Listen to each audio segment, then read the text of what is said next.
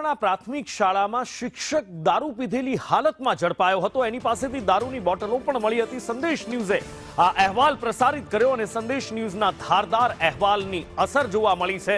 દારૂડિયા શિક્ષકને ફરજ મુક્ત કરવામાં આવ્યો છે।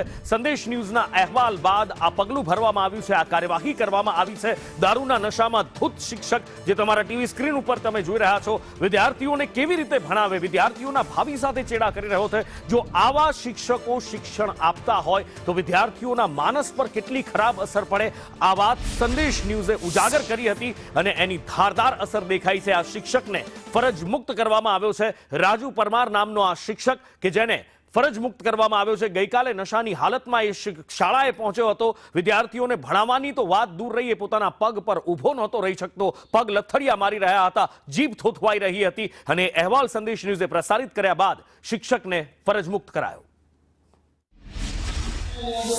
કાલે અમારી સ્કૂલમાં રાજુ સાહેબ દારૂની બોટલ લઈને આવ્યા હતા અને અમે તે બોટલ જોઈ પણ હતી। તે આવીને સ્કૂલમાં આવીને ધતિંગ કરતા હતા કે અમે કોઈ પણ અધિકારી કે કોઈ પણ આવે તો અમે હું તો આ કરવાનો છો, દારૂ પીવાનો જ છો।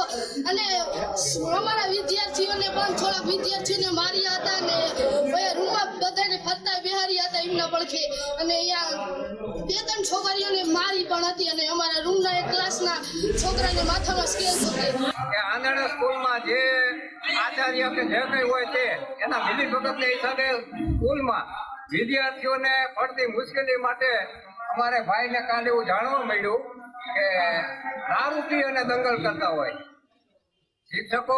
કોઈ પણ શિક્ષક હોય છે એની અમને કાંઈ જાણ નથી, પણ દારૂ પી અને દંગલ કરતા હોય આવું વિદ્યાર્થીઓએ નિવેદન કર્યું।